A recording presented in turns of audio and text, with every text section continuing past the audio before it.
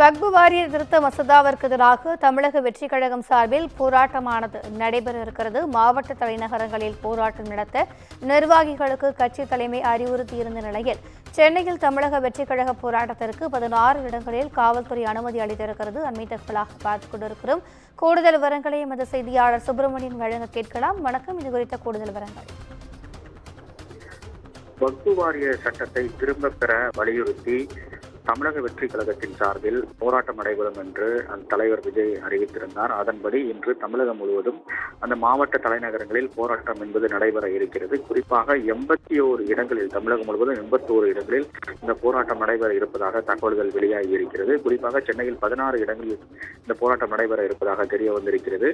அந்தந்த மாவட்ட செயலாளர்களுடைய தலைமையில் இந்த போராட்டம் என்பது நடைபெற இருக்கிறது. சென்னையில் நடைபெறக்கூடிய 16 இடங்களில் காவல்துறை அனுமதி வழங்கியிருப்பதாக தகவல்கள் தெரிய வந்திருக்கிறது.